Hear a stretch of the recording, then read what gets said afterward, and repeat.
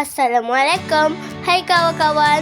Dalam video kali ini, saya dan keluarga pergi memancing di rumah Rakit Ujang. Kali ini kami pergi semasa cuti Hari Raya Aidilfitri.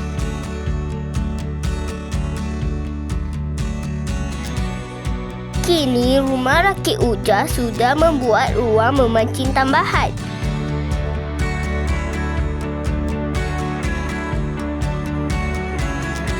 Jora sudah di tangan. Apa lagi kita pasang umpan dan mancing.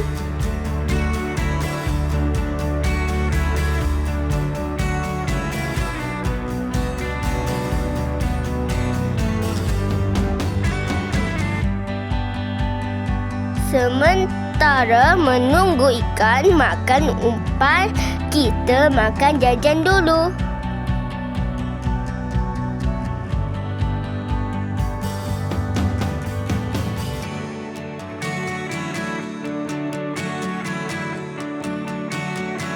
Umi pun turunkan umpan. Semua berharap agar ada hasil petang nanti.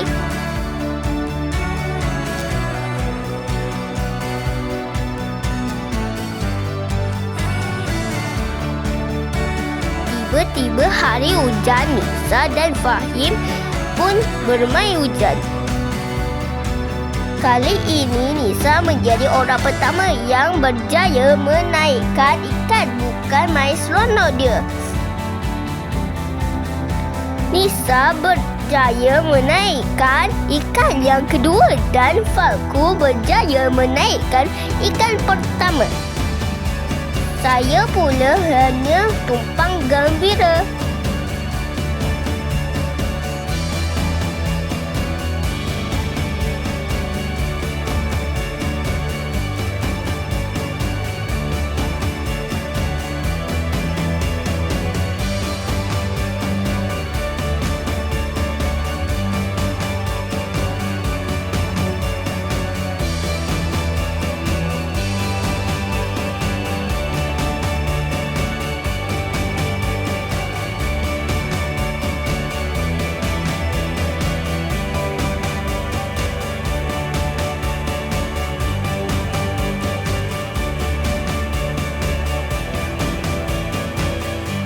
Umi pun dapat juga dan ayah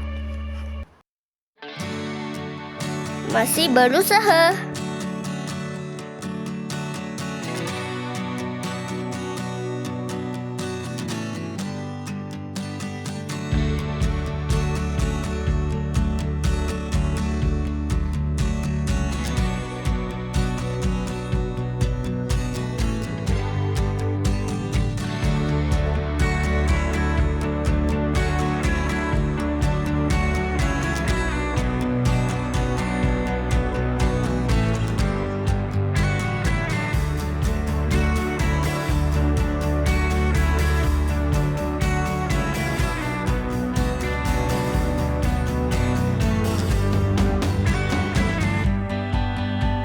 Kami berhasrat untuk bermalam di sini.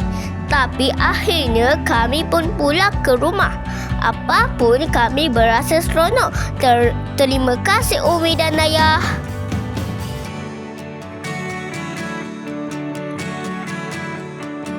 Ini hasil hari ini. Ikan Nisa dan Fakul kami lepaskan semula. Selamat Hari Raya!